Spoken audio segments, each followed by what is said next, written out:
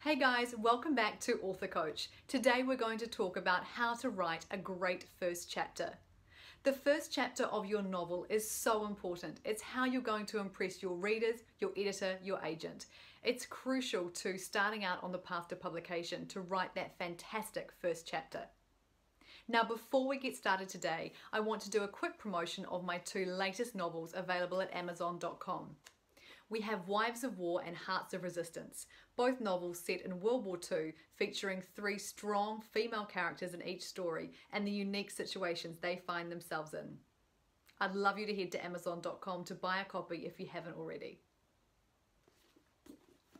So, writing that first chapter. How do you avoid a cliched start, an overused scene? How do you impress an editor or agent if you're trying to get published? Or how do you hook your reader if you are already published?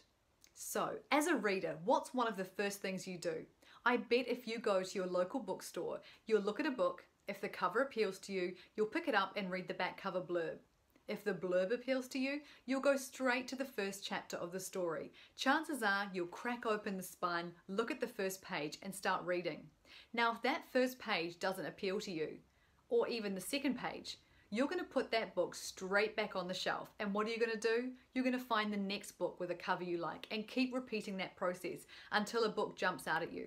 Sometimes as readers, we might open to the middle of a book and have a quick read, but most of the time, most readers look at that first page, which means you need a great first page, a great opening, and a fantastic first chapter to keep that reader hooked.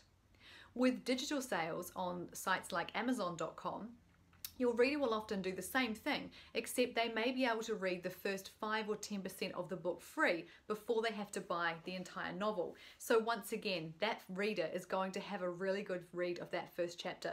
If it doesn't impress them, they're going to move on to the next book. So you need to have a fantastic first chapter.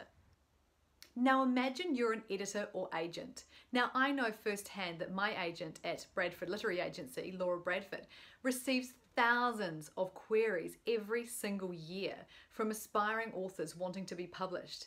Now, our editors and agents have limited time. They're like all of us. They have to prioritize their time. They have existing clients. They have huge workloads. So when a query comes in with that first chapter attached and they have a quick glance, maybe read 1 to 2 pages, maybe the entire first chapter if your first 2 pages impress them, if they aren't absolutely hooked on your writing, your characters, the story you're creating, they simply aren't going to request more material from you. So you need to have a fantastic opening to actually get that agent to keep reading, to offer you representation.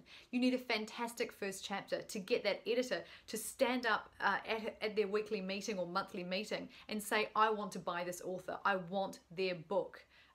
I want to buy it. So I really want you to think about how you're opening your story. Even if you absolutely love what you've written, if it's not the right place to start your story, I'm sorry to tell you, you need to hit delete and you need to start again.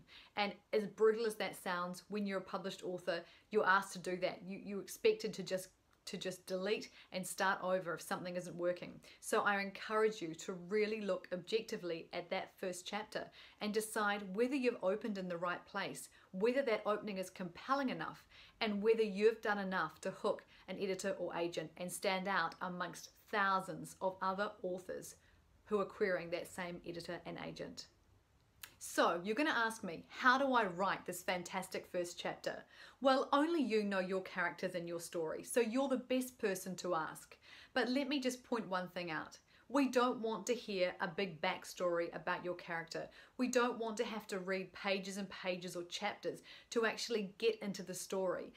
We've talked before about backstory and creating great characters, and you'll know from that video that the backstory is so important to your story and to your character's journey.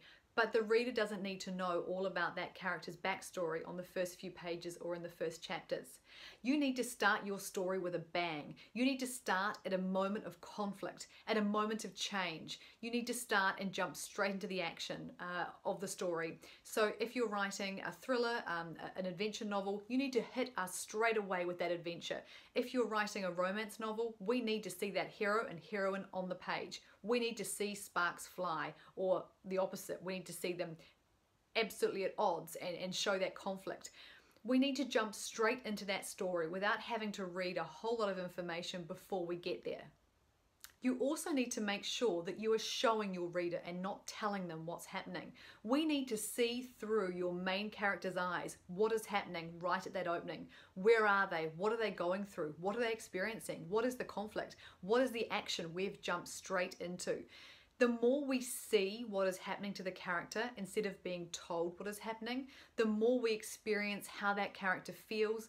We're deeply in their point of view, and it engages the reader. It will engage an editor or agent if they feel that they've jumped straight into that story, if you've started in the right place. Showing the reader what is happening, jumping straight into a scene, you're setting the tone for the entire novel. You're showing us what to expect. You're telling us what this journey is going to be like, listening to your story, reading your story. So it's really important that you instantly engage your reader. You need to engage in emotion, whether we feel empathy toward a character, whether they're likable, whether we dislike them. We need to have a reaction to that character, and we need to feel that we are in a moment of change, that we're not just seeing this character on an ordinary day, that we're actually part of the story straight away, right from the start. So when I say we need to start the novel in a moment of change or conflict, what do I mean? So a moment of change for your character, what I mean is, what's just happened to them? Has somebody just died? Have they just moved somewhere new? Has something different just happened to them? Has something changed in their life? Has someone new been introduced into their life? It needs to be something that has just happened to your character, something that is happening or is going to happen. We need to feel that moment of change so we can actually see how the story is going to progress, what we're actually reading about. Let's take the example of your character arriving somewhere new. Let's say they've just moved to a new city or a new location. Now, if you start the story with that character packing up their apartment, and we read about how they've had to wrap everything and put it into boxes and slowly pack up their apartment and look around at an apartment that was once filled with love and laughter and all their things and is now empty, that may be quite powerful. But if that went on for a few pages, it could also become quite boring. So let's look at it in a different way. What if your character had just moved to a new city? What if that opening page had your character seeing that new city at that moment through their eyes? What if they were experiencing something new? If they were feeling a certain way, whether they're feeling hopeful and full of anticipation, whether they're sad about what they've left behind. We want to feel their emotions. We want to see what they're seeing, feel what they're feeling. We want to know what it's like for them in that moment, at that point of change. And then you can later, or earlier even, start to weave in how it felt to leave their old apartment, the feelings that they've left behind, what it was like having to move or pack up. We don't need to see that scene as in the opening.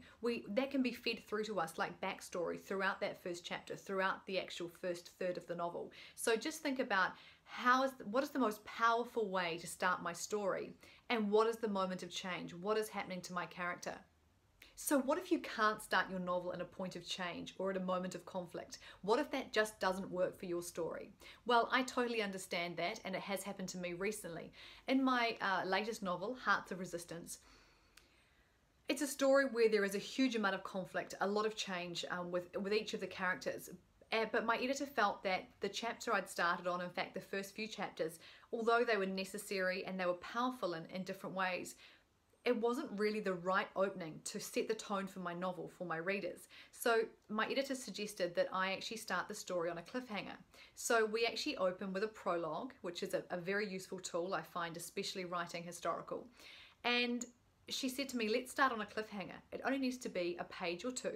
And we need to set the tone for the novel, show the excitement, show how high the stakes are. You know, from the halfway point of the novel or even earlier, the stakes are high. There is huge amounts of conflict. So we started with a cliffhanger, which shows a terrifying moment for all three characters. And at that moment, and when you read the prologue, it's not clear whether they all survive, whether one of them survives.